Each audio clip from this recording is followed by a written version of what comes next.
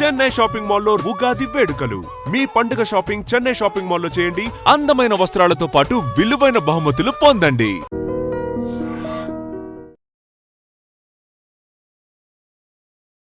నమస్తే, నేను Kavitha. Welcome to I dream. శుభయోగం కార్యక్రమానికి స్వాగతం.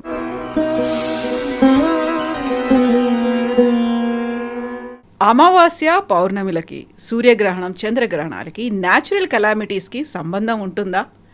నిన్న వచ్చినటువంటి చంద్రగ్రహణానికంటే ముందే ఇరాన్లో యుద్ధం ఎందుకు జరిగింది?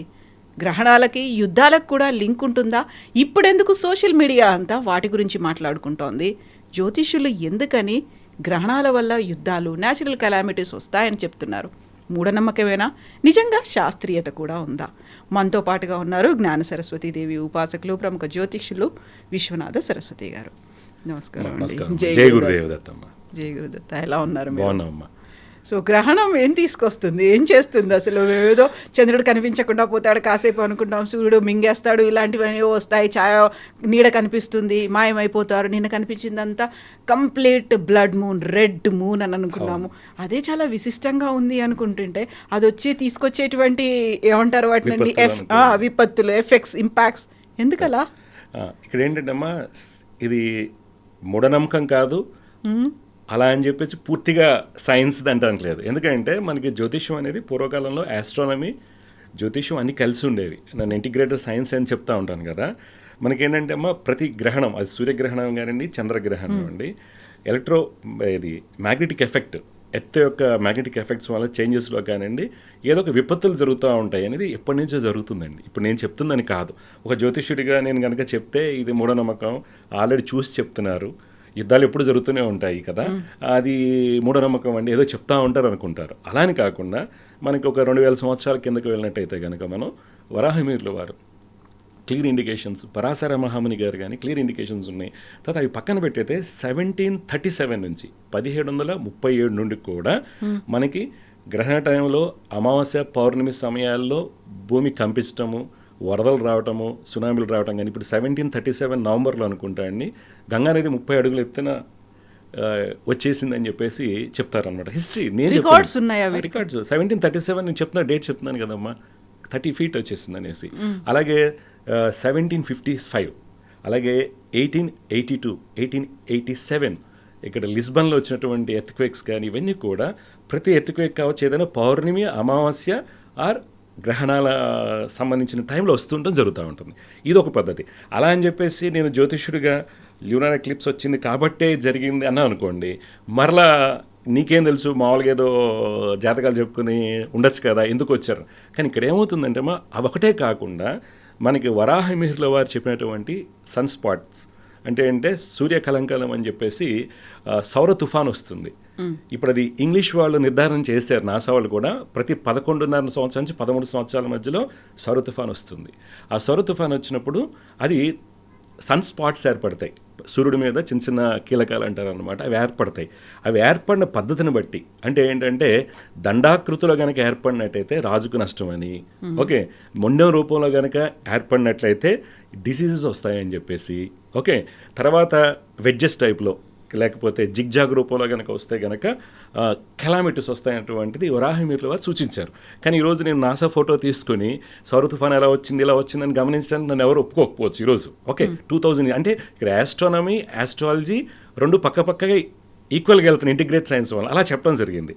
అయితే మనం చూసినట్లయితే రికార్డ్స్ మాకు చూసుకుంటే ఈ సౌర తుఫాన్ని 1859 కనింగ్టన్ సౌర తుఫాన్ వచ్చింది. అది 17 hours భూమిని తాకటం వల్ల రేడియో స్టేషన్స్ అన్ని పగిలిపోయాయి. అలాగే 774 CE అనుకోండి, రికార్డెడ్ అనమాట ఇవన్నీ కూడా. అప్పుడు చాలా ఫాస్ట్గా వచ్చాయి. ఈ మధ్యకాలంలో మనం చూసుకుంటే అన్రెస్ట్ నవంబర్లో ఒకసారి, జనవరి 18th ఒకసారి, ఫిబ్రవరి 25th అండి సౌర తుఫాన్ ఏర్పడినప్పుడు ఎలక్ట్రోమాగ్నెటిక్ వేవ్స్ రీచ్ అవ్వడానికి మనకి 2 to 3 days పడతాయి. వాళ్ళు నాసా వాళ్ళు ఏం చెప్తున్నారంటే ఈ 28 నుంచి 1st చేరొచ్చు అవి అన్నీ, ఇవి ఎలక్ట్రోమాగ్నెటిక్ రేడియేషన్స్ ఉండటం వల్ల ఇట్ ఎఫెక్ట్స్ ఎలక్ట్రోమాగ్నెటిక్ ఎఫెక్ట్ అనమాట. మ్యాగ్నెటోస్పియర్ ఏదైతే ఉందో ఎర్త్ది, దాన్ని డిస్టర్బ్ చేస్తాయి. దానివల్ల మనకేమైనా ఉంటుందంటే అన్రెస్ట్నెస్ వస్తుంది, విపరీతమైన బుద్ధి ప్రెషర్ ఉంటుంది. బికాస్ ఆఫ్ అంతే కదా, నేను ఒక అయస్కాంతాన్ని ఇసుకలో పెట్టినప్పుడు దాని లోపల ఉన్నటువంటి రేణువులన్నీ పైకి వస్తాయి చూస్తారా, ఒక అన్రెస్ట్ ఉంటుందనేటువంటిది వారు చెప్పారు. సైంటిఫిక్ వీళ్ళు ఎస్టాబ్లిష్ చేయనప్పటికి కూడా సమ్ పార్ట్ ఆఫ్ స్టడీస్ ఏం చెప్తున్నాయంటే కార్డియోవెస్కులర్ ప్రాబ్లమ్స్ వస్తూ ఉంటాయి, లునాటిక్ అవుతుంటారు, పిచ్చి పిచ్చిగా బిహేవ్ చేస్తుంటారు. ఈ మధ్య మనం చూస్తున్నాం కొట్టుకోవడం, చంపుకోవడం, కూతురు తల్లిని చంపడం, తల్లి కూతురుని చంపడం, రకరకాల విపరీతమైనటువంటి పోకళ్ళని కూడా ఈ యొక్క సౌర తుఫాన్ల వల్ల అయి ఉండొచ్చు అనేటువంటిది ఒక ఇదండి. కానీ స్టడీస్ ఎస్టాబ్లిష్ చేయాలి. ఇలాంటి విషయాలు స్టడీస్ చేయరు, ఎందుకని మనం గొప్పవాళ్ళు అయిపోతాం వేదిక సిస్టమ్. అంటే ఇప్పుడు నేను ఒక సౌర తుఫాన్ వచ్చింది కాబట్టి ఇమీడియట్గా గ్రహణం వచ్చింది కాబట్టి ఇలా జరిగింది యుద్ధం, ఆయన చనిపోయారు అనేది కాకుండా లాట్ ఆఫ్ రీసెర్చ్ అనేది జరగాలండి. నేను ఒక జ్యోతిష్యుడికి వచ్చి చెప్తే కొంతమంది హర్షిస్తారు. ఎడ్యుకేషన్ ఇప్పుడు కష్టపడి ఆస్ట్రోఫిజిక్స్ చదువుకుని ఉంటారు 13 ఏళ్ళు 20 ఏళ్ళు, వారికి వచ్చి నేను ఏదో ఒక మామూలుగా నేను వచ్చి చెప్పేస్తే ఆయన ఎలా ఫీల్ అవుతారండి? కదా రెండింటికి నేను బ్యాలెన్స్ చేసుకోగలగాలి.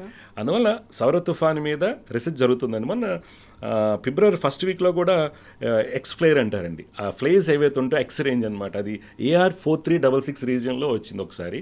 దానివల్ల ఇంపాక్ట్స్ మనం చూద్దాము. తర్వాత 25th కూడా C26 అనేటువంటి ఎక్స్ ఫ్లేర్ లెవెల్లో హైయెస్ట్ వచ్చి 3 days అనుకుంటే 25, 26, 27, 28 ఫస్ట్ లోపు ఎఫెక్ట్ ఉంటుందని చెప్పారు. వాటి వల్ల ఆ స్ట్రెస్ వల్ల మనం అనేక రకాల విపరీత పోకళ్ళు ఉంటాయి, డిస్టర్బెన్స్ ఉంటుందని వరాహి మీరు ఆ రోజు చెప్పారు. ఆయన నెక్స్ట్ అప్డేట్ నేను ఎప్పుడు చెప్తున్నాను, అప్గ్రేడ్ లేదండి అని చూసారా, సన్ స్పాట్ థియరీ ఎలా జరుగుతుంది ఏంటి అనేది.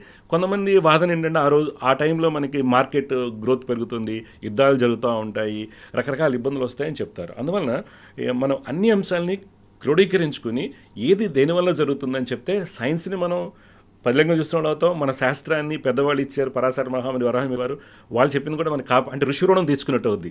ఋషి రుణం అనేది కంపల్సరీ మనం తీర్చుకోవాలన్నమాట. అందువల్ల ఎవరైనా సరే ఈ 2 భాగాల్లో చేసుకుంటే బాగుంటుందని నా ఒపీనియన్ అండి. ఇప్పుడు చంద్రుడికి సంబంధించి పౌర్ణమిలో సముద్రంలో ఆటుపోట్లు ఉంటాయి, ఎక్కువగా అలలు ఎక్కువ వస్తుంటాయి అన్నప్పుడు మానసికంగా కూడా కొంచెం అలజడి ఉంటుంది, డిస్టర్బెన్సెస్ ఉంటుంది. అది మీరు చెప్పేదాన్ని బట్టి అయితే చంద్రుడు మనకు కారకుడు అనేది గతంలో మనం చెప్పుకున్నాం, లాస్ట్ ఎపిసోడ్లో చెప్పాము. దానివల్ల ఏమవుతుంది, మెలటోనిన్ ప్రొడక్షన్ ఎక్కువ అవుతుంది, సెరోటోనిన్ లెవెల్స్ తగ్గుతాయి కాబట్టి అన్రెస్ట్ ఉంటుంది. 3/4 gravitation pull biorhythm థియరీని science establish చేయదండి, అది వేరు అని చెప్తాను. సైకోసోమాటిక్ సిమ్టమ్స్ కానీ ఇవన్నీ వీళ్ళు ఎస్టాబ్లిష్ చేయరు. అది 3/4 గ్రావిటేషన్ పుల్ వలన లునాటిక్స్ ఎక్కువ ఉంటారు, డార్క్ బైట్స్ ఎక్కువ అవుతాయి. తర్వాత సూడో ల్యాబర్ పెయిన్స్ ఎలాగైతే 8th month అయ్యి 9th monthలో వెళ్లే ముందు డేట్ 15 రోజులు ముందుగానే రావటం, వాళ్ళు వెళ్ళిపోతారు హాస్పిటల్కి వెళ్తే దీస్ ఆర్ ద ఉట్టి నొప్పులు, పూర్వకాలంలో ఉట్టి నొప్పులు వచ్చాయనేవాళ్ళు, సూడో ల్యాబర్ పెయిన్స్ రావటము, ఇవన్నీ కూడా చంద్రుడి యొక్క ఎఫెక్ట్ వల్ల జరుగుతూ ఉంటాయండి.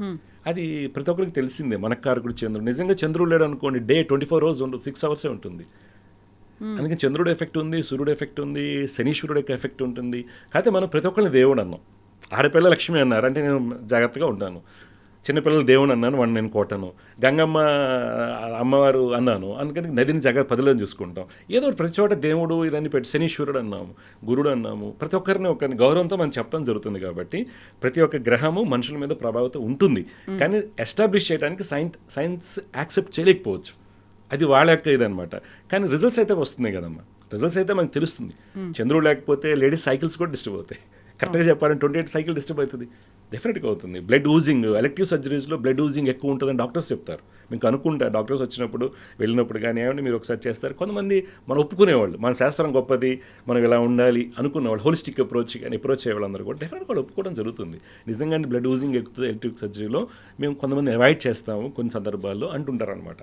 అది వాళ్ళ యొక్క సొంత నిర్ణయం మీద ఆధారపడి ఉంటుంది, వాళ్ళ నాలెడ్జ్ మీద ఆధారపడి ఉంటుంది. కొంతమంది ఏం కాదు కామనే కదా అంటారు కదా, ఇప్పుడు దెబ్బ తగిలింది బ్లడ్ ఎక్కువ పోతుంది కామన్ అండి, పోతుంటుంది అంటారు. కానీ మూన్ యొక్క ఎఫెక్ట్ ఉంటుంది గ్యారంటీగా. ఈ గ్రహాలప్పుడు ఆ ఎర్త్ యొక్క మ్యాగ్నెటిక్ స్పియర్ వల్ల కానివ్వండి, మ్యాగ్నెటిక్ ఎఫెక్ట్స్ వల్ల డిస్టర్బెన్సెస్ ఉంటాయి కాబట్టి సునామీలు వస్తాయి, వరదలు వస్తాయి, ఏమండి, తర్వాత భూకంపాలు, అట్రాక్షన్ వల్ల టెక్టానిక్ ప్లేట్లో డిస్టర్బెన్సెస్ ఉంటాయి.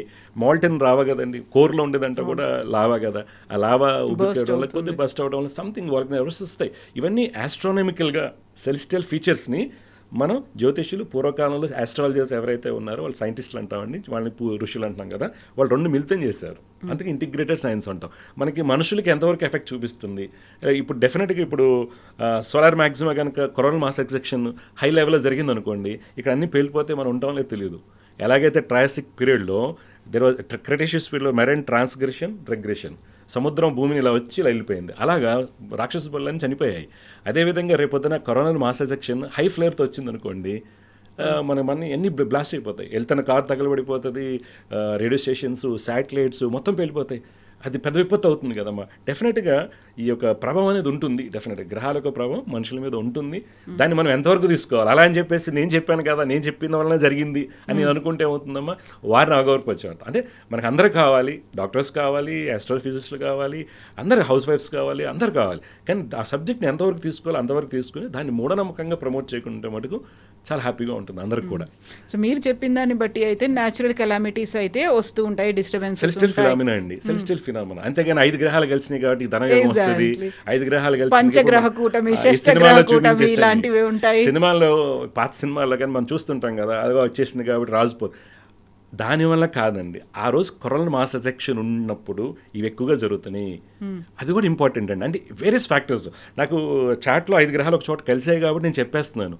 కానీ జరగనప్పుడు, ఇప్పుడు మీరు ఇంకా ముందు ముందు మనం తెలుసుకుంటాం 2019 తర్వాత ఎందుకు అన్రెస్ట్ అవుతుంది వరల్డ్ అంతా. రాహుకేతుల మధ్య ఎక్కువ గ్రహాలు తిరుగుతూ ఉంటాయి. మొత్తం మంది రాహుకేతులు నార్త్ నోడ్ సౌత్ నోడ్ అండి. మ్యాగ్నెటిక్ ఫీల్డ్, మ్యాథమెటికల్ పాయింట్స్ ఇవి రెండు ఉన్న గ్రహాల్లో తిరుగుతూ ఉంటాయి కదా, ఒకసారి ఇటు పక్కకు వస్తాయి, ఒకవైపుకే వస్తాయి, అంతే కదా. ఉన్న గ్రహాల్లో తిరుగుతా వచ్చినప్పుడు ఏమవుతుంది, ఎవ్రీ 120 years కానివ్వండి, 130 years, 200 yearsలో ఒక డివాస్టినేషన్ అనేది జరుగుతూ ఉంటుంది హెల్త్ వల్ల. ఇప్పుడు కరోనా వచ్చింది, లాస్ట్ టైం ఇన్ఫ్లుయెంజాస్ వచ్చాయి, ఫ్లూస్ వచ్చాయి, ఎవ్రీ 120 years ఏదో జరుగుతూనే ఉంటుంది. ఇదంతా కూడా మనకి మన పూర్వీకులు ఇచ్చాడు. దాన్ని మనం ఆస్ట్రాలజీ అని, జ్యోతిష్యం అని చెప్పేసి, నేను పూర్తిగా అప్గ్రేడ్ లేకపోయినా, ఇప్పుడు నేను జ్యోతిష్యం అని నేను చదువుకోలేదు, ఓకే, నేను ఒక స్మార్త విద్యార్థి, నేను జ్యోతిష్యం చెప్పాను అనుకోండి, నాకు ఆ పార్ట్ తెలియకపోవటం వల్ల నన్ను తక్కువ చేసి మాట్లాడుతున్నారు. నాకు ఆ నాలెడ్జ్ ఉందనుకోండి, మీరు మాట్లాడరు కదా. మీరు ఆస్ట్రోఫిజిస్టు, నాకు ఆస్ట్రోఫిజిక్స్ నేను తెలుసుకున్నాను, ఓకే, చేసిన తర్వాత జ్యోతిష్యం కూడా నేను నేర్చుకుని మాట్లాడుతున్నప్పుడు డెఫినెట్గా మిమ్మల్ని కన్విన్స్ చేయడానికి ఏదో పాయింట్లో అవకాశం ఉంటుంది, లేకపోతే ఏం లేదంటారు.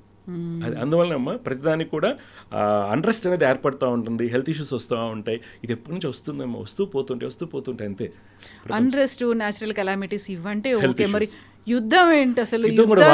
వారు కూడా ఇండికేటెడ్ దేశాల మధ్య జరుగుతుంది, అక్కడ ఉన్నటువంటి ఆధిపత్య పోరు కదమ్మా. ఇది మీకు క్లియర్ కట్ ఇండికేషన్. ఆధిపత్య పోరు వలన మేము పవర్ఫుల్గా ఉండాలి, మా ఆయిల్ వాళ్ళు తీసుకుంటున్నారు, డాలర్ రేట్ తగ్గిపోతుంది, ఇదంతా పొలిటికల్, జియో పొలిటికల్ జరిగేటువంటిది. ఇంట్లో అన్నదమ్ములకే మా అమ్మ గది వాడికి ఇచ్చిందని చెప్పి కొట్టుకుంటున్నారు కదమ్మా. అలాంటిది అక్కడ చాలా ఎక్కువగా ఉంది. అంటే మనం ప్రతిదీ జ్యోతిషాన్ని లింక్ చేయకుండా ఆస్ట్రానామికల్ ఫీచర్ కింద తీసుకుంటూ మనకు పూర్వీకులు చెప్పిన దాన్ని మనం ఎలా లింక్ చేసుకుంటాం. ఇప్పుడు యుద్ధం అంటే మరి రష్యా నుంచి జరుగుతూనే ఉంది. ఇప్పుడు నేను వచ్చేసి ఇంకో యుద్ధం చెప్తున్నాను అనుకోండి, ఆల్రెడీ కామన్ జరుగుతుంది కదా, ఇరాన్ గురించి ఎప్పుడు జరుగుతుంది, టాక్స్ జరుగుతున్నాయి, అది తెలిసినే చెప్పినట్టు అవుతుంది. అలా కాకుండా మన ఎవిడెన్స్ని మనం ఇంకో విధంగా క్రోడీకరించేంత సైంటిఫిక్ ఆస్పెక్ట్స్ ఏవైతే ఉన్నాయో మనం వాటిని కనుక మనం ప్రజెంట్ చేయగలిగితే మంచి ఫలితాలు వస్తాయి. రేపు పొద్దున ముందు తరాలకి. ఇప్పుడు మనం పరిహారం చేసి సిద్ధం ఆగుతుందా? ఆగదు. అవును కదా, మీకు అర్థమవుతుందా? మరి అన్నప్పుడు అందుకనే అనమాట మనకి హ్యూమన్ ఎఫెక్ట్స్ వరకు, ప్లానెట్స్ హ్యూమన్స్ మీద ఎలా ప్రభావితం చూస్తుందో మనం తీసుకోవాల్సిన జాగ్రత్తలు మనం చూసుకున్నాం. రిమైనింగ్ అనేది జియో పొలిటికల్ స్టేటస్లో వాళ్ళు తీసుకోవాల్సిన పొలిటికల్ ఇష్యూస్ ఏవైతుంటే అవి నడుస్తాయి అనమాట. పరిహారం వల్ల యుద్ధం ఆగదు అనుకున్నప్పుడు అక్కడ పరిహారాలు జరుగుతుంటాయి, రెమెడీస్ అనేవి చేస్తూ ఉంటారు. మనకు మార్కులు ఎక్కువ రావాలనో, విజయం సాధించాలో, పెళ్లి జరగాలనో, రెండు కాదు మీరు. నేను హ్యూమన్ ఎఫెక్ట్స్ అని చెప్పాను. ప్లానెట్స్ ఎఫెక్ట్స్ హ్యూమన్స్ మీద ఉన్న ఫలితాలు వేరు, నేను దేశాల మధ్య జరుగుతున్నప్పుడు ఫలితాలు వేరు. ఇప్పుడు ఒక వ్యక్తి ఫ్లైట్ ఎక్కారనుకోండి, ఫ్లైట్ చనిపోయారు, జాతకంలో చూస్తే పూర్ణ ఆయుష్ ఉండొచ్చు. ఇక జాతకం ఏం చెప్పిందండి, నేచురల్ కెలామిటీస్కి మనం చూసుకోవాలి జాగ్రత్తగాను. ఎంత ఆయుర్దాయం ఉన్నా, ఇప్పుడు భూమి కంపించేలా మొత్తం వచ్చే అందరూ చచ్చిపోతారు. ఇప్పుడు జపాన్ సునామీలు చనిపోయినప్పుడు వాళ్ళకి అందరికి ఆయుష్ అయిపోయినట్టు. అందుకని జాతకాన్ని ఎంతవరకు జాగ్రత్తగా వాడుకోవాలి అంత వాడుకోవాలి. అందుకని ప్రతిదీ జాతకంలో నేను చెప్పేశాను, నేను ముందే చెప్పాను, నేను గొప్ప అనుకుంటే ఏమవుతుందమ్మా, మీరు ఇది చేసుకున్నట్టు ఉంటుంది. దానివల్ల ఎదుటి వాళ్ళు మన చిన్న చూపు చూస్తారు. రెమెడీస్ నాకు ఎంతవరకు అవసరం ఉపయోగపడతాయి, ఎంతవరకు మన కర్మ సిద్ధాంతంలో దృఢ కర్మ ఎలా ఉంది బేరీజ్ వేసుకుంటాం, నాకు కావాల్సింది ఏంటి అనేది బేరీజ్ వేసుకుంటాం. అంతేగాని ఇప్పుడు నాకు ఇమ్మీడియట్గా టెస్లాలో జాబ్ కావాలి, డిగ్రీ చదివాను, వెళ్ళి పూజ చేస్తే నాకు రాదు కదా. టెస్లాలో జాబ్ రావాలంటే రాదు, లేకపోతే ఒక టాప్ కంపెనీలో ఐఏఎస్ ఆఫీసర్ అంటే మన ప్రయత్నం ఉండాలి, తగిన క్వాలిఫికేషన్ ఉండాలి. తర్వాత ఈ ఎఫెక్ట్స్ని మనం సెలిస్టికల్ ఎఫెక్ట్స్ మన మీద ఎలా చూపిస్తాయి, మనం గతంలో కూడా చెప్పుకున్నాం, ఒక గ్రహం ఎలా ప్రభావితం చూపిస్తుంది అనేది ఎవిడెంట్గా ఉంటుంది అనమాట. ఆ ఎవిడెన్స్ని మనం ప్రూవ్ చేయగలగాలి. కన్వెన్షనల్ మోడ్లోకి వెళ్ళకూడదు. ఇప్పుడు నువ్వు చదువుకోవాలి కాబట్టి ఎర్రబత్తితో 5 దీపాలు ఈ రకంగా పెట్టి నీ చదువు వస్తుంది, అది conventional mode of astrology. Conventional mode అది. దానికి అక్కడ నాకు క్రియ జరగట్లేదు. ఇప్పుడు నన్ను సో నేను ఫిజిక్స్లో దీపం పెట్టేసాను అంత పైవాడ చూసుకుంటాడంటే నాకు కాదు. ఫిజిక్స్ రాదండి, నా ఫిజిక్స్ రాదు, నేను జేఈ ర్యాంక్ కొట్టాలనుకుంటున్నా, మీరు నాకు 5 ఒత్తులు దీపం పెట్టండి, సరస్వతమ శ్లోకం చదువుకోండి, ఇది చేయండి, లేకపోతే దక్షిణామూర్తి స్తోత్రం చేయండి అని చెప్పారు. స్వామి యొక్క అనుగ్రహం ఉంటుంది, నేను కాదనట్లా, కానీ కర్మ జరగట్లేదుగా. కర్మ లేనప్పుడు స్వామి కూడా ఎందుకు యాక్సెప్ట్ చేస్తాడు నన్ను కదా. అంటే ఏంటి, నేను చదువుకోవాలి, తర్వాత ఫిజిక్స్ టీచర్ దగ్గరికి వెళ్ళి నేర్చుకోవాలి, మళ్ళీ ప్రాక్టీస్ చేయాలి. అప్పుడు నాకు చదువు లాజిక్స్ రాబోడానికి జాతకంలో ఏంటి అని తెలుసుకుని సాధన చేస్తూ అప్పుడు రిజల్ట్స్ వస్తాయి. ఇప్పుడు దీపం పెట్టడం వల్ల ఎలా వస్తుంది, ఆవు నెత్తి దీపం పెట్టడం వల్ల it has got some chemicals, ఫినైన్ అని చెప్పి ఫినాల్స్ అన్నీ ఉంటాయి, రిలీజ్ అవుతాయి. దానివల్ల మనకి మైండ్ సూతింగ్ అవుతుంది. మన సిద్ధాంతంలో ఉంది ప్రతిదీ మన మీద పనిచేస్తుంది, దీపం పనిచేస్తుంది. అలా అని చెప్పేసి మరి ఎర్ర దీపం వేస్తే పనిచేస్తుందని కదా. అక్కడ ఆవు నెయ్యి ఉందా, నువ్వు నూనె ఉందా, వెలిగించినప్పుడు జరిగినటువంటి కెమికల్ రియాక్షన్ వల్ల మన మైండ్ ప్రభావం చూపిస్తుంది, ప్రతి చూపిస్తుంది కదండి. కానీ ఆ చూపించిన ప్రశాంతత ఇచ్చినప్పుడు నాకు retaining capability, reproducing capability, absorption క్యాపబిలిటీని మారుస్తుంది. నాకు ఇప్పుడు బాగాలేదండి, అన్ప్లెజెంట్గా ఉందండి, మీరు ఒక మంచి ఫ్లవర్ తీసుకొచ్చి పెట్టారు, న్యాచురల్ ఫ్లవర్స్, వెంటనే నాకు హ్యాపీగా ఉంటుంది. కొంతమంది మ్యూజిక్ వింటారు, ఆ మ్యూజిక్ వింటారు, ఇమీడియట్గా నేను అబ్జార్ప్షన్ పెరుగుతుంది అనమాట. అందుకని కర్మ ఉండాలి. ఇప్పుడు నాకు చాలామంది మీరు చెప్పడం చేత కాదా, మా అబ్బాయికి అలా కాదమ్మా, మీ అబ్బాయి ఫిజిక్స్లో వీక్ ఉన్నట్టున్నాడు కదా అన్నాం అనుకోండి, మీకు జాతకం చెప్పడం రాకపోతే వదిలేయండి, డాక్టర్ అవ్వాలి మా అబ్బాయి అంటారు. ఎలా అవుతారు? ఫిజిక్స్లో 180కి 40 కూడా రావట్లేదు, 720కి కొడితే మనకి 60-70 మార్క్స్ వస్తున్నాయి. అవరు కదా, అది కూడా తెలుసుకోవాలి కదా. మనం తెలియకుండా నేను చెప్పేసాను అనుకోండి, ఇబ్బంది అవుతుంది. అక్కడ మనం స్కోర్ లాస్ అవుతుందామండి మూఢనమ్మకంగా. లేకపోతే జాగ్రత్త చెప్పుకుంటే ప్రతి ఒక్కరు జ్యోతిష్యం చేస్తారండి. రిజల్ట్స్ రాకపోవడం వల్ల ఏమవుతుందంటే, మా అమ్మగారు దీపం పెట్టారు, ఉపవాసం ఉన్నారు అని చెప్పి మా నాన్న అప్పు చేసుకుని భాష దీక్ష చేయించారు, లేకపోతే ఇంకో చోటకి వెళ్ళాను, దక్షిణమూర్తి గారికి వెళ్ళాను అని మనకు రిజల్ట్స్ రావట్లేదు. నా కర్మ లేదు కాబట్టి మనం దేవుడి మీద బ్లాక్ మార్క్ వేయటము, జ్యోతిష్యం మీద బ్లాక్ మార్క్ వేయడం జరుగుతుంది. అలా కాకుండా మనం అన్నీ ఫాలో అవ్వాలి, జాగ్రత్తలు తీసుకోవాలి. అప్పుడు జ్యోతిష్యం మూఢనమ్మకంగా మళ్ళీ ప్రచారం అవుతుంది, పోట్రే అవుతుంది. ఇప్పుడండి సో వాళ్ళు అనుకున్న చేయకపోతే కర్మ అనుకున్నది కనుక వాళ్ళంతా వాళ్ళు, లేకపోతే అదేనా ఇప్పుడు దాకా అదే అవుతుంది కదా. ఇప్పుడు 50% గురుగారి దగ్గరికి వెళ్తే రింగ్ ఇస్తాడు, అది ఇస్తారు, కానీ పనిచేయదు కదమ్మా. నేను చదవాలి కదా. రింగ్ పనిచేస్తుంది. భూమి నుంచి ఉద్భవించినటువంటి ప్రతి పదార్థం కూడా మానవుల మీద ఎఫెక్ట్ ఉంటుంది డెఫినెట్గా. ఎందుకని సోడియం తీసి చేతిలో పెట్టుకోలేం, కాలిపోద్ది కదమ్మా. యురేనియం కూడా భూమి నుంచి వస్తుంది, రేడియాక్టివ్ అలాగ ఉంటుంది అనమాట. అందుకని ప్రతి అంశాన్ని మనం జాగ్రత్త. కానీ ఆ స్టోన్ వేసుకోవడం వల్ల మార్పు వస్తుందా అంటే డెఫినెట్గా వస్తుంది. ఎలా అయితే భూతద్దం అలా పెట్టినప్పుడు చిన్నప్పుడు కాలుతుంది కదండి, ఆ సన్ రేసు స్టోన్ మీద, ఒరిజినల్ స్టోన్ అండి, చాలా పర్టికులర్గా చెప్తున్నాను, ఒరిజినల్ స్టోన్స్ ఈరోజు దాదాపు 90% లేవు. అది చేసినప్పుడు ఇక్కడ పెట్టుకున్నప్పుడు ఆ స్టోన్ నుంచి వచ్చినటువంటి సూర్య శక్తి కిరణాలు ఏవైతే ఉంటాయో అవి కన్వర్ట్ అవుతాయి ఎనర్జీగా. దానివల్ల optics is nothing but optics అండి. ఇప్పుడు బయోఫోనటిక్స్ అని చెప్పి ఆప్టిక్స్ విత్ బయాలజీ, ప్రతి దాంట్లో మనం అన్నీ వాడుతున్నాం కదా. మన రత్నశాస్త్రం చెప్పారని చెప్పి నేను నమ్మను, వరాహి మీరు చెప్పారు కాబట్టి, ఇండియన్ చెప్పారు కాబట్టి, అలా కాదు, ప్రతిదీ మన పని చేస్తుంది. అందువల్ల మన చదువులో వెదగాలంటే మనం మంచి టీచర్ని పెట్టుకోవాలి, నా ప్రాక్టీస్ ఉండాలి. అయినప్పటికీ నేను ఎందుకు సక్సెస్ అవ్వట్లేదు అన్నప్పుడు మనకు జ్యోతిష్యం గైడెన్స్కి ఉపయోగపడుతుంది. పక్కా రిజల్ట్స్ వస్తాయి అనమాట, ఇంప్రూవ్మెంట్స్ వస్తాయి. అలా అని చెప్పి నాకు ఐఐటీ వస్తుందంటే ఐఐటీ ఉన్న సీట్లు తక్కువ, దాన్ని బెటర్ కాలేజ్కి వెళ్తాం అనేది చూసుకోవాలి. రాహుకేతువుల గురించి మీరు ఒక మాట చెప్పారు, వారి అనుగ్రహం అనేది. చాలా వరకు ఛాయాగ్రహాలు, పాపగ్రహాలు, ఇవన్నీ ఏంటి అసలు? మళ్ళీ అందులో కీలకమైంది రాహుకేతు అనుగ్రహం ఉందా, లేకపోతే పూజలు చేయించుకోవాలి, ఇంకా డిఫరెంట్ ప్లేసెస్కి వెళ్ళాలి, ఇక్కడ దోషాలు ఉన్నాయి, ఇవన్నీ నిజంగా వర్కౌట్ అవుతాయా? అవును. ఇప్పుడు రాహుకేతులు అనేవి మన ఛాయాగ్రహాలు అంటామండి. యాక్చువల్గా ఏంటంటే భూమి తన చుట్టూ తను తిరుగుతూ సూర్యుడు చుట్టూ తిరుగుతూ ఉంటుంది కదా. చంద్రుడు ఉపగ్రహం, యాక్చువల్ చంద్రుడు కూడా గ్రహం కాదు, ఉపగ్రహం భూమికి కదా. ఆ ఎపరెంట్ పాత్, సూర్యుడు యొక్క ఎపరెంట్ పాత్ని ఇంటర్సెక్ట్ అవుతుంది. నార్త్ వైపు కలిసినటువంటి పాయింట్ని మనం నార్త్ నోడ్ అంటాం. దాన్ని వాళ్ళు డ్రాగన్ హెడ్ అంటారు వెస్టర్న్స్. కింద టచ్ అయ్యేదాన్ని మనకి సౌత్ వైపు దాన్ని సౌత్ నోడ్ అంటాం, దాన్ని డ్రాగన్ టెయిల్ అంటాం, దాన్ని రాహుకేతువులు. యాక్చువల్గా వీటికి వాల్యూ ఉంటుందా? గ్రహాలు కాదు ఇవి, మ్యాథమెటికల్ పాయింట్స్. ఓకే అమ్మా, ఇవి 2 ఇలా ఉన్నాయి రాహుకేతువులు, అది వాస్తవం. దాని చుట్టూ గ్రహాలు తిరుగుతూ ఉంటాయి. ఓకే అమ్మా, ఎప్పుడు కూడా 180 degreesలో ఉండటం జరుగుతుంది, ఎక్సెప్ట్ నాడీ ఆమ్స్లో తప్పితే. ఇక్కడ ఎదురుగా అంటే అమ్మా ఆ డిస్టెన్స్ వేరుంటుంది. ప్రతి రాశిలో ఉన్న గ్రహాలకి, సూర్యుడికి, మనం ఎర్త్కి, శనికి మనం చూసుకుంటే 1.2 బిలియన్ మైల్స్ నుంచి 1.5 బిలియన్ మైల్స్ ఉంటుంది. కానీ ఒకే చోట ఉన్నట్టు ఉంటుంది కదా, అంటే వేరు, ఒకే రాశిలో ఉండటం జరుగుతుంది, కానీ వలయాలు వేరుగా ఉంటాయి అన్నమాట. అంటే రాహుకేతులు అనేవి మ్యాథమెటికల్ పాయింట్స్. ఎఫెక్ట్స్ ఉంటాయంటే 100% ఎఫెక్ట్స్ ఉంటాయి. దాని యొక్క స్థితిని బట్టి, ఆ గ్రహాల యొక్క స్థితిగతులను బట్టి మనకి ఎఫెక్ట్ చూపించడం జరుగుతుంది. ఇవి మూన్ యొక్క నార్త్ నోడ్, సౌత్ నోడ్. అంతేగాని గ్రహాలు కాదు, ఛాయాగ్రహాలు అంటాం మనం.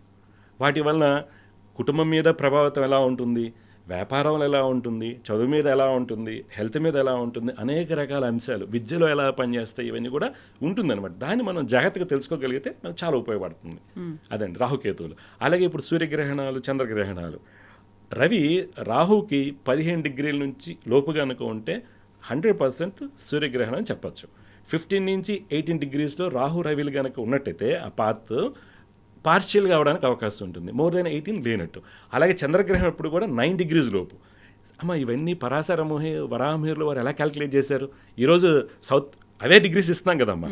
ఓకే, అలాగే కేతు చంద్రుడికి వచ్చేసి 9 డిగ్రీస్ లోపు, 9 to 13 ఏమో పార్షియల్ వస్తుంది. అలాగనమాట. అందుకని మనం చూసుకున్నట్లయితే చంద్రగ్రహణానికి కానీ వీటికి రాహుకేతుకి ఇంపార్టెన్స్ అది ఉంటుంది. ఓకే, అది మ్యాథమెటికల్ పాయింట్స్ అనమాట. అంటే డెఫినెట్గా మన మీద ఇంపాక్ట్ చూపిస్తాయి.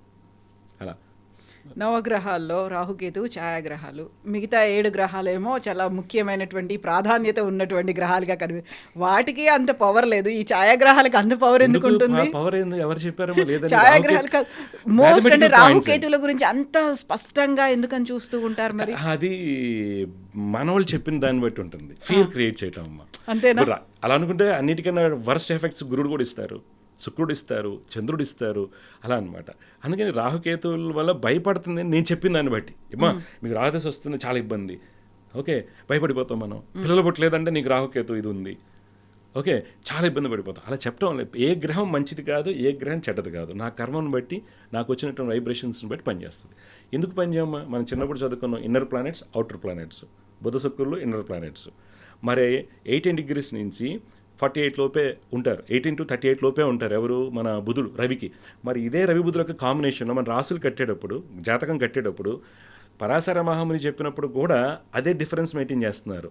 మరి ఎలా చేశారు ఆ రోజు? మరి గెలీలో 1609లో వచ్చారు కదా, 1609 గెలీలియో, నాకు తెలిసినంత వరకు. దానికి ముందు మరి 2-3 వేల సంవత్సరాల క్రితం కూడా మన వాళ్ళు సబ్జెక్ట్ చెప్పారంటే వాళ్ళు ఏదో వాడుంటారు. ఇన్స్ట్రుమెంట్ అది, టెలిస్కోప్ కావచ్చు, ఏదైనా వాడుంటారు. అవి ఏమయ్యాయంటే న్యాచురల్ కెలామిటీస్.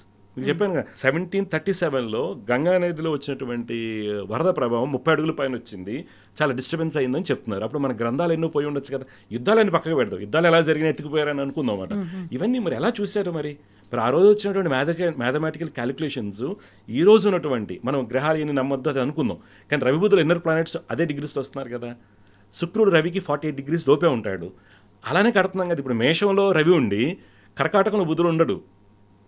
మ్యాక్సిమం వృషభంలో ఒక పాయింట్ వరకే ఉంటాడు. శుక్రుడు కూడా వృషభం ఎండింగ్ దాటి వెళ్ళడు. ఈ యొక్క 60 డిగ్రీస్ 48 డిగ్రీస్ లోపే నడుస్తున్నారు వీళ్ళిద్దరు.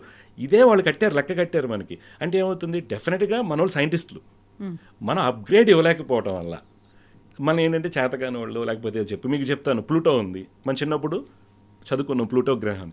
1930లో ప్లూటో గ్రహం అని అన్నారు, 2006లో నో అన్నారు. ఎందుకని? Pluto is sharing with Kuiper belt. దానివల్ల అది స్వయం ప్రతిపత్తిని కోల్పోయిందని చెప్పి ఇంటర్నేషనల్ ఆస్ట్రానమికల్ యూనియన్ చెప్పింది. అందువల్ల తీసేశారు. మరి అలాంటి స్టడీస్ రాహుకేతు మీద జరగాలి, శని అన్నిటి మీద జరగాలి కదా, జరగలేదు స్టడీస్. అంటే మన వేదిక్ సైన్స్లో ఏదైతే ఉందో దాని మీద స్టడీస్ జరగకపోవడం వల్ల మనం ఏం పనిచేయదు, ఆయుర్వేదం పనిచేయదు, లేకపోతే ఇంకోటి పని. అంటే నేను చెప్తానమ్మా, ఏదో చెప్తా ఉంటారు కదా, ఆయుర్వేదం పనిచేయదండి, వేస్ట్ అండి, ఎన్ని పని చేస్తుంది? యాక్చువల్గా థ్రోట్ ఇన్ఫెక్షన్ అన్నిటికీ పనిచేస్తుంది కదా. అలాగే మన జ్యోతిష్యం నెగ్లెక్ట్ చేయడం వల్ల కానీ, మన పూర్వీకుల్ని సైంటిస్టులు అంటే ఒప్పుకోగలేక ఇలా జరిగినటువంటిది. డెఫినెట్గా స్టడీస్ ఇలా చెప్తారు అనమాట. సో మీరు జ్యోతిష్యమే అసలు సైన్స్ కాదు, ఒక శాస్త్రమే కాదు అన్నప్పుడు మీరు వాళ్ళని సైంటిస్టులు అనడం అనేది కూడా యాక్సెప్ట్ చేయరు కాదమ్మా. సన్ స్పాట్ థియరీ గురించి చెప్పారు ఆయన, మరి సైంటిస్ట్ కాదని ఎలా అంటారు వరాహమిహిరులు మీరు? ఓకే, సూర్య సిద్ధాంతం, పంచ సిద్ధాంతిక, బృహత్ సంహిత, వీటన్నిలో చూడండి. ఇప్పుడు వాతావరణ పరిస్థితులు అలా అనుకోండి, మీటరాలజీ కూడా చాలాసార్లు ఫెయిల్ అవుతుంది కదా. ఈరోజు వర్షం పడుతుందంటారా, ఎంతమంది ఇబ్బంది పడుతున్నాం మరి. ఓకే, మరి ఈ పూర్వకాలంలో మరి ప్రెగ్నెన్సీ ఆఫ్ క్లోడ్స్ అన్నీ బాగానే ఈరోజు పొల్యూషన్ రావడం వల్ల అన్నీ పని చేయట్లేదు. క్యాల్కులేషన్ చేసుకోవడం, తర్వాత గ్రహాలకు గమనాలు మారుతున్నాయి కదమ్మా, యాక్యురసీ చేయట్లేదు కదా. ఎప్పటికీ మనం అదే చూసుకుంటాం అనమాట. యాక్యురసీని పెంచుకోవడానికి మనం ఏం చేస్తాం అనేది కూడా ఆలోచించుకోవాలి. అందువల్ల జ్యోతిష్యం మూఢనమ్మకం అనేది వాళ్ళ పర్సనల్ ఒపీనియన్. ఇప్పుడు మీరున్నారు, మీరు నమ్మరు. సపోజ్ నేను ఏదో మీకు ఒక చిన్న సొల్యూషన్ చెప్పాను, మీరు సాధన చేయండి అన్నాను. రిజల్ట్ అనేది ఇంటెన్సిటీ ఆఫ్ కర్మ, తీవ్రతను బట్టి వస్తుంది. కర్మ తీవ్రతను బట్టి రిజల్ట్ వస్తుంది. అందుకని నా జాతకంలో ఒక గ్రహం పూర్తిగా బలహీనంగా ఉంది, నేను దానికి పరిహారం ఏంటి ఒక రింగ్ వేసుకుని జపం చేసి వదిలేశాను, రిజల్ట్ రాలేదు. ఇంటెన్సిటీ ఆఫ్ ఎలాగైతే నాకు సిబిల్ స్కోర్ అసలు బాగాలేదనుకోండి, 300 ఉంది, నాకు లోన్ ఇవ్వరు. నేను దానికి 600 800కి వెళ్తే నాకు లోన్ వస్తుంది కదా.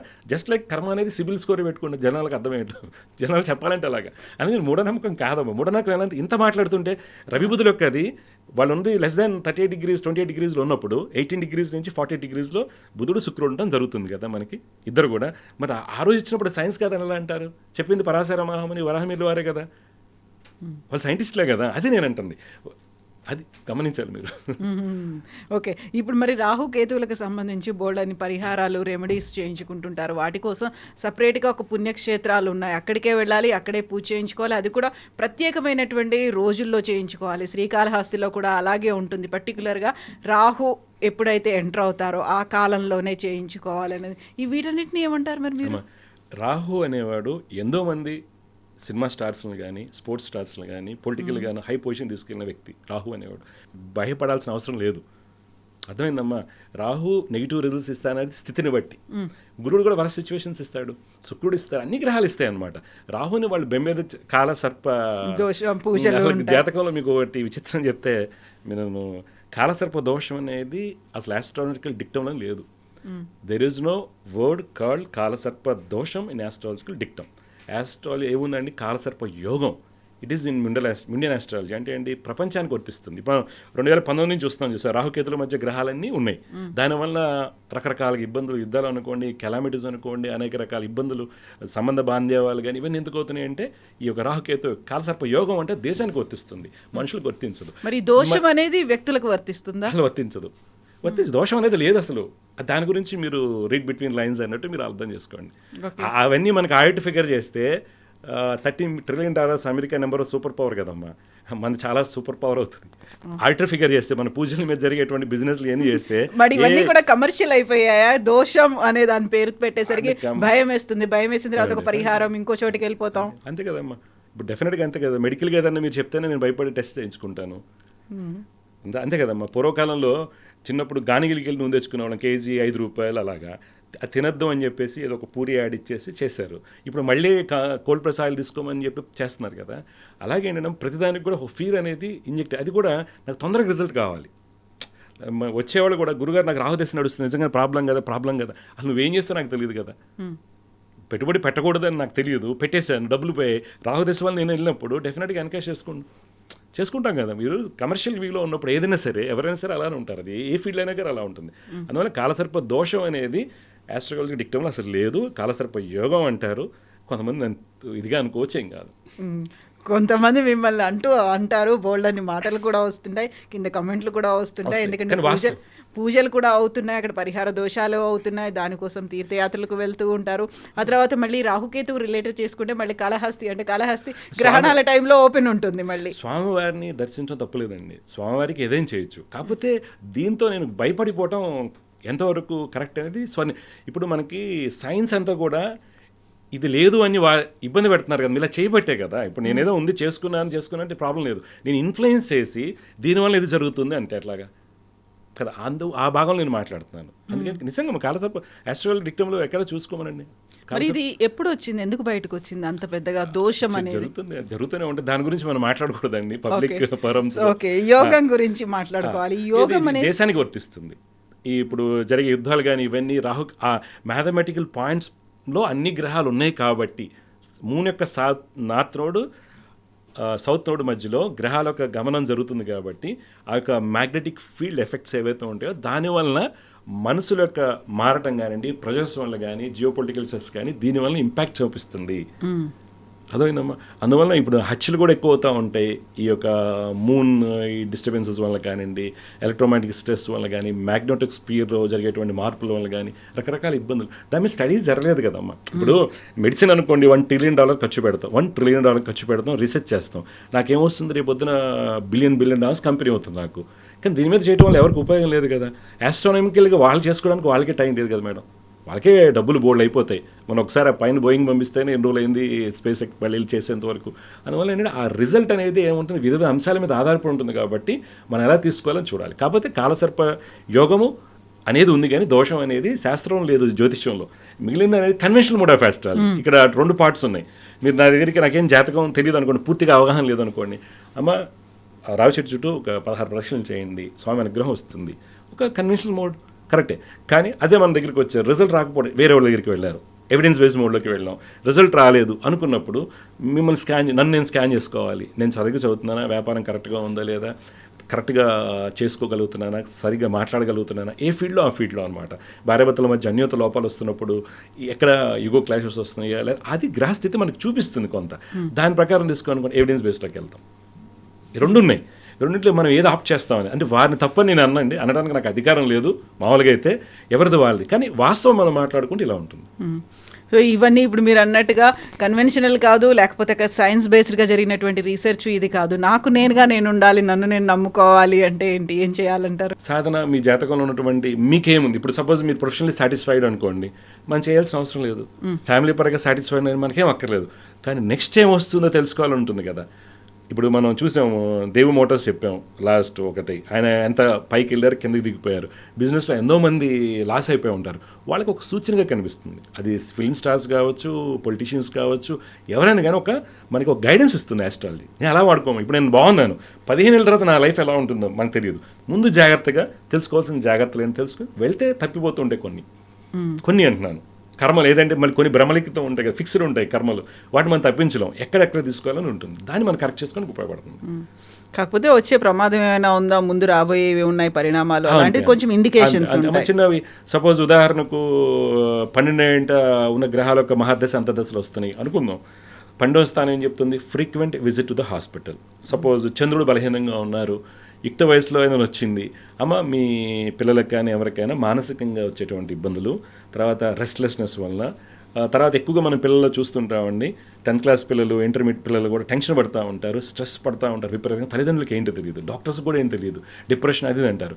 కానీ వాళ్ళకి పైల్స్ వచ్చి ఉంటాయి. నేను చాలామంది ఎవరైనా వచ్చినప్పుడు చెప్తామా పైల్స్ ఉన్నాయి చెక్ చేసుకుని, లేదా మై చైల్డ్ ఈజ్ ఫైన్ అంటారు. ఇలా చెక్ చేయండి. మరి ఎలా తెలుస్తుంది మనకి?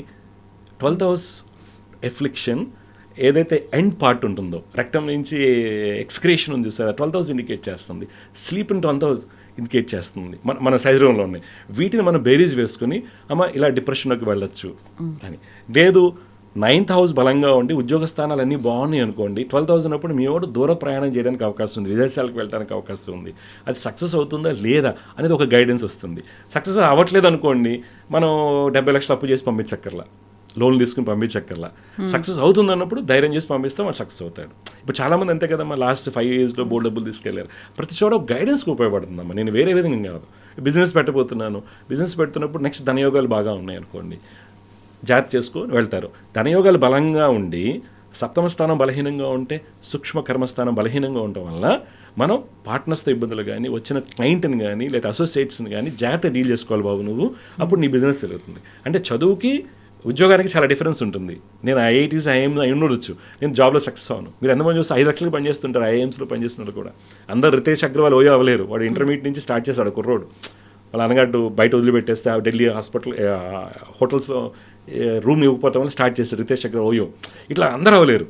కానీ ఆ 7వ స్థానాన్ని బేరీ చేసుకుని మనకి ఎక్కడ ఎఫెక్ట్స్ వస్తాయని తెలుసుకోవచ్చు. అలాగే మనకి జ్యోతిషం ఒక మార్గం అవుతుంది. అప్పుడు జాగ్రత్త పడతాం. ఇప్పుడు పేమెంట్ షీట్ కొందాం, C కేటగిరీలో ₹1,00,00,000 పెట్టి వెళ్తున్నారు. ఆ అబ్బాయి జాతకంలో 10 ఏళ్ళు నెగిటివ్ పీరియడ్ ఉందనుకోండి, సక్సెస్ అవ్వరు. ముందుగానే చెప్పడం జరుగుతుంది. ₹1,00,00,000 వేస్ట్ అయినా పర్లేదండి, మీ ఇష్టం, అది వేరు. ఆల్రెడీ మన కర్మలో ఉంది కాబట్టి పెడతాం కానీ పోయినా పర్లేదు అనుకుని వెళ్తారు. ప్రతి అంశంలో కూడా అన్నమ్మ ఇవి మనకు ఉపయోగపడుతుంటాయి అంతే. అందుకని ఒకరిని చిన్నపుచ్చడం కాదు, తప్పని అనట్లేదండి. ఏది తిరగటం నేను తప్పని చెప్పట్లేదమ్మా. కానీ కర్మలు మనం ఏంటంటే అపనమ్మకం ఏర్పడుతుంది. ఇప్పుడు నేను అన్నీ తిరిగి రావడం వల్ల తీర్థయాత్రలు కానీ నాకేం పనులు అవ్వట్లేదు అన్నప్పుడు చుట్టుపక్కల వాళ్ళు నా పిల్లలే నన్ను అంటారు, నువ్వు ఇన్ని చేసి వచ్చావు కదా, డబ్బు ఖర్చు పెట్టావు, డబ్బు ఒకటేమో నేను నమ్మను అంటున్నారు. ఇప్పుడు మీకు ఎలా ఉందండి బయట, మన హిందువుల్లో మేజర్ ప్రాబ్లం నేను నమ్మను, దేవుడే లేడు, మీరు పూజలు చేస్తారండి, నేను దానికోసం చెప్పి. అంతేగాని నేను వాళ్ళ యొక్క భావాలు మనోభావాలు దెబ్బతిన్నాను. మనకు హ్యాపీగా ఉన్నవానికి తిరిగేసి రావచ్చు, అన్నీ చేసుకోవచ్చు. కానీ ఇంపాక్ట్ నెక్స్ట్ జనరేషన్ మీద పడుతుంది. నెక్స్ట్ జనరేషన్ ఇప్పుడు 2 పిల్లలు 1 పిల్లలే ఉంది, ఉన్న ఒకళ్ళు వాడు నేను దేవుడిని నమ్మను అంటే, నేను శాస్త్రాన్ని నమ్మను అంటే రేపు పొద్దున సమాజం ఏమవుతుంది, దాని ఇంపాక్ట్ ఉంటుంది. అందువల్ల అంతేగాని ఒకళ్ళ మనోభావాలు దెబ్బతీయాలని కానీ నేను మాట్లాడుతుంది ఏదైనా సరే వాస్తవాలు ఎలా ఉన్నాయి ఏంటి తీసుకోవాల్సిన జాగ్రత్తలు. ఇప్పుడు నేను కాలసర్ప యోగం గురించి చెప్పాను, అది నేను ఆస్ట్రాలజీ వరకే మాట్లాడాను. రిమైనింగ్ కన్వెన్షన్ కూడా వాళ్ళ ఇష్టం ఎలా చేసుకోవచ్చు. కానీ రిజల్ట్స్ అనేవి మీ కర్మను ఆధారపడి ఉంటాయి. శాస్త్రంలో ఎక్కడ కూడా అవి చెప్పడం జరగలేదు కదా. మరి వేరే వాళ్ళు చెప్పారు అనేది అథెంటికేటెడా ఎక్కడో ఉన్నాయి అనేది మనకు తెలియదు. ఎక్కడో చోటు ఉన్నారు. నేను ఉన్నాను వరాహమిహిరుల వారిని నేను యాడ్సిక్ తీసుకున్నాను, పరాశర మహాముని తీసుకున్నాం. నేను మాట్లాడిన సన్ స్పాట్స్ కావచ్చు, ప్రతిది ప్రెగ్నెన్సీ ఆఫ్ క్లౌడింగ్ కానివ్వండి, ప్రతి అంశం నేను వరాహమిహిరుల వారి నుంచి రిఫరెన్స్ తీసుకుంటున్నాను. 2005 CE నుంచి తీసుకుంటున్నాను. లేదు ఇందాక సోలార్ మ్యాక్సిమం ఒకసారి వచ్చింది 775 CEలో వచ్చింది, చాలా పెద్దది, మయకా అని దాని పేరు పెట్టారు. విపరీతమైనటువంటి హై లెవెల్లో వచ్చాయి. అవన్నీ మనకి ఎస్టాబ్లిష్ అవుతున్నాయి మనకి. అలాగే ప్రామాణికత ప్రతిది ఉండాలి. ఎలా అయితే కార్బన్ డేటింగ్ చేస్తారు, కార్బన్ డేటింగ్లో అప్గ్రేడ్స్ ఉంటాయి. C12 అనేది 60,000 years పనిచేస్తుంది. తర్వాత యూరేనస్ సిరీస్ అయితే ప్రతి చోట అప్గ్రేడ్ అవుతుంది. కానీ మనం ఇక్కడ అవ్వట్లేదు కదమ్మా. అది నేను కోరుకుంటున్నాను. అంతే తప్పితే జ్యోతిషం గురించి మాట్లాడుతున్నాను, పర్సన్ గురించి మాట్లాడలేదు. బోల్డ్ అని ఉన్నాయి మనం మాట్లాడుకోవడానికి, చాలా మాట్లాడుకుందాం. Thank you so much. జై గురుదేవ్. జై Gurudatta. And for more videos, Please subscribe to iDream. Please subscribe to iDream. Please subscribe iDream. And please subscribe to iDream. For more videos, subscribe to iDream. please like, share and subscribe to the channel. Congratulations, iDream. Subscribe to iDream. Subscribe to iDream. So subscribe to iDream Media. iDream ki iDream team andarki huge congratulations. Please subscribe iDream Media. Please subscribe to iDream. Subscribe iDream. Please subscribe to iDream. iDream అంటే నా కళల ఛానల్ను subscribe చేసుకున్న నోరు తిరుగుతలేదు, మీరైతే గంట గుర్తు కొట్టండి. For more such videos, please subscribe to iDream. Subscribe to iDream. Please subscribe to iDream. Please subscribe iDream Media. Please do subscribe to iDream. Please subscribe to iDream Media. For best entertainment and information, please subscribe iDream. And don't forget to subscribe to iDream.